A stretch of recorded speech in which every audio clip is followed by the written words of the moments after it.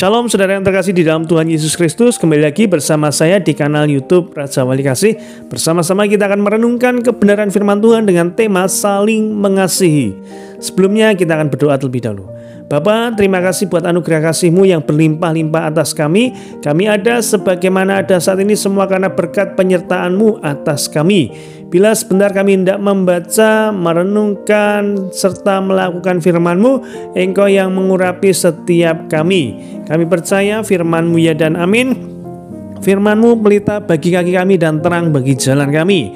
Dan kami percaya ketika firman-Mu disampaikan, yang sakit Tuhan sudah sembuhkan, yang berbeban berat Tuhan sudah memberikan kelegaan, yang berkekurangan Tuhan sudah cukupkan dan berkati berlimpah-limpah.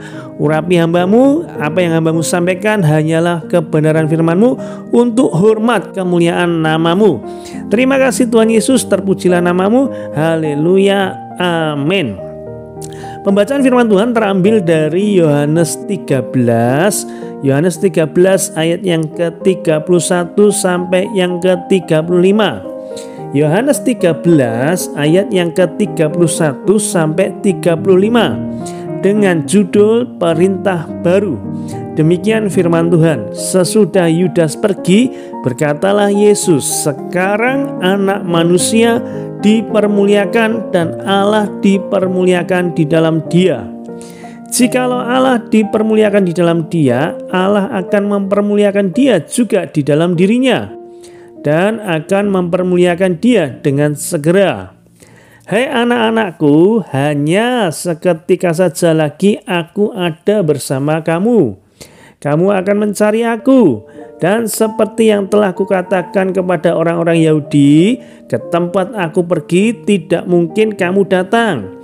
Demikian pula aku mengatakannya sekarang juga kepada kamu. Aku memberikan perintah baru kepada kamu, yaitu supaya kamu saling mengasihi. Sama seperti aku telah mengasihi kamu, demikian pula kamu harus saling mengasihi. Dengan demikian semua orang akan tahu bahwa kamu adalah murid-muridku, yaitu jikalau kamu saling mengasihi. Nats firman Tuhan terambil di ayat yang ke-35. Jadi Yohanes 13 ayat yang ke-35. Dengan demikian semua orang akan tahu bahwa kamu adalah murid-muridku, yaitu jikalau kamu saling mengasihi. Saudara yang terkasih di dalam Tuhan Yesus Kristus, bagi orang percaya, kasih bukanlah sekedar suatu ajaran yang harus dipahami dan dimengerti. Melainkan lebih dari itu, kasih adalah inti daripada kekristenan yang harus dipraktekkan dan dilakukan secara nyata dalam kehidupan sehari-hari. Kristus memberikan sebuah perintah yang tidak bisa ditawar lagi, yaitu supaya kamu saling mengasihi. Sama seperti aku telah mengasihi kamu, demikian pula kamu harus saling mengasihi. Yohanes 13 ayat yang ke-34. Dalam kasih ini Kristus bukan hanya sekedar mengajarkan dan memberikan perintah kepada para pengikutnya, tetapi ia sendiri telah memberikan teladan hidup bagaimana seharusnya mengasihi dengan benar. Jadi kekristenan itu bukan sekedar agama, bukan sekedar kepercayaan, tetapi kasih Kristus yang nyata dalam diri kita sebagai pengikutnya, di mana Tuhan terlebih dahulu sudah mengasihi kita dan Dia memberikan perintah kepada kita untuk saling mengasihi, supaya orang tahu bahwa kasih Kristus ada dalam diri kita. Banyak orang Kristen merasa keberatan bila harus mengasihi orang lain, karena mengasihi itu selalu identik dengan tindakan memberi atau berkorban. Terkadang kita berpikir ya, ketika kita mengasihi berarti kita harus berkorban atau memberi. Kristus sendiri telah membuktikan betapa Ia mengasihi kita dengan mengorbankan nyawanya di kayu salib. Jadi Tuhan Yesus sendiri bukan sekedar mengajar, tetapi Dia sudah membuktikan bagaimana kasih-Nya kepada kita, sehingga Dia rela dikorbankan di kayu salib. Yohanes 15 ayat 13 dikatakan, tidak ada kasih yang lebih besar daripada kasih seorang yang memberikan nyawanya. Jadi Yesus sudah memberikan keteladanan kasih ini ketika dia memberikan nyawanya menjadi tebusan bagi kita. Ini adalah bukti bagaimana dia tidak hanya sekedar mengajar, tetapi meneladankan apa yang sudah dilakukan untuk kita lakukan. Karena kita telah mengalami kasih Kristus, maka sudah sepatutnya kita membagikan kasih itu kepada orang lain. Mengasihi yang Kristus ajarkan bukan sebatas kasih terhadap orang yang mengasihi kita, tetapi juga kasih kepada orang yang membenci kita atau musuh kita sekalipun. Jadi Kristus mengajarkan kepada kita bukan hanya kita baik sama orang yang baik sama kita, tetapi kita baik, kita mengasihi bahkan sama musuh-musuh kita. Itu yang Kristus teladankan, itu yang Kristus perintahkan, itu yang Kristus ajarkan kepada kita. Dan jikalau kamu mengasihi orang yang mengasihi kamu, apa jasamu?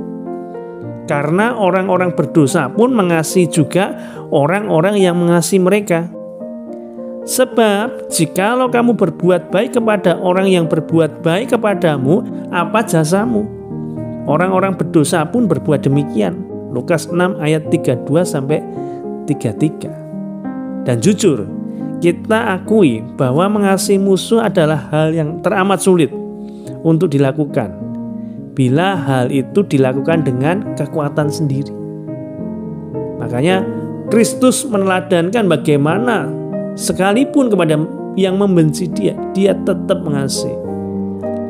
Ini yang Tuhan inginkan. Saling mengasihi bukan sekedar ke orang yang mengasihi kita, tapi orang yang membenci kita. Kita bisa aplikasikan kasih itu kepada mereka. Tentunya bukan dengan kuat dan hebat kita. Minta penyertaan Roh Kudus, minta penyertaan Kristus. Itu yang memampukan kita bisa mengasihi bahkan musuh-musuh kita, orang-orang yang membenci kita. Dengan kasih Kristus kita bisa mengasihi mereka, kita bisa melepaskan pengampunan kepada mereka, kita bisa memberkati mereka, bahkan mereka yang membenci kita sekalipun. Kita harus ingat bahwa Tuhan memerintahkan kita untuk mengasihi karena kita sudah memiliki benih kasih Bapa. 1 Yohanes 4 ayat 7. Inilah yang memampukan kita untuk mengasihi, sedangkan dari kita hanya diperlukan kemauan. Ya, jadi Tuhan sudah mengasihi kita terlebih dahulu. Dan tentunya ada benih kasih Bapa dalam diri kita. Yang perlu kita lakukan adalah mengaktifkan kasih itu. Roh Tuhan yang ada di dalam kita itulah yang memampukan kita untuk bisa mengasihi. Jangan pernah berkata kita mengasihi Tuhan bila terhadap sesama yang terlihat secara kasat mata saja kita tidak bisa menunjukkan kasih. Ya. Jadi kalau kita bisa mengasihi orang, ya tentunya itu adalah anugerah Tuhan saja. Kita tidak hanya berkata Tuhan aku mengasihi engkau, tetapi sama orang lain, sama sesama kita maaf, kita nihil dalam berbuat kasih. Makanya Tuhan memberikan perintah baru, yaitu supaya kamu saling mengasihi. Dan kasih kita tidak hanya kepada orang yang berbuat baik kepada kita, kepada orang yang berbuat tidak baik kepada kita pun kita bisa mengasihi, bukan karena kuat dan hebat kita, tetapi sekali lagi Roh Kudus, Roh Kristus yang memampukan kita untuk mengasihi mereka yang membenci kita. Dan ketika kita melepaskan pengampunan kepada orang yang membenci kita, di situ ada damai sejahtera, di situ ada sukacita, di situ ada berkat Tuhan yang mengalir dalam kehidupan kita. Mari sama-sama kita berdoa. Bapa di surga, terima kasih buat firman-Mu.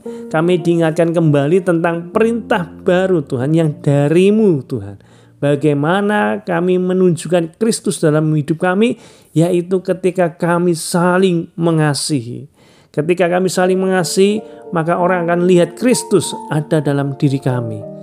Bukan dengan kuat dan hebat kami Tuhan, tetapi Roh Kudus-Mu yang memampukan kami Tuhan, untuk kami mengasihi, bahkan mengasihi orang yang membenci kami Tuhan. Kami lepaskan pengampunan bagi mereka Tuhan yang saat sekarang ini mungkin membenci kami Tuhan. Kami ampuni mereka Tuhan. Saudara bisa sebutkan nama mereka yang sekiranya membenci saudara. Saudara doakan, saudara berkati, sehingga damai sejahtera itu ada di dalam hatimu. Terima kasih Tuhan Yesus. Berkati setiap subscriber, viewers, pendengar renungan Raja Wali Kasih. Mereka yang sedang dalam pergumulan, kami percaya Tuhan sudah bukakan jalan. Kami imani bahwa kuasa-Mu yang menolong setiap kami. Yang sakit sekali lagi Tuhan sudah sembuhkan dalam nama Tuhan Yesus. Yang berbeban berat Tuhan memberikan kelegaan. Yang berkekurangan Tuhan sudah cukupkan dan berkati berlimpah-limpah dalam nama Tuhan kami Yesus Kristus. Terima kasih Tuhan Yesus.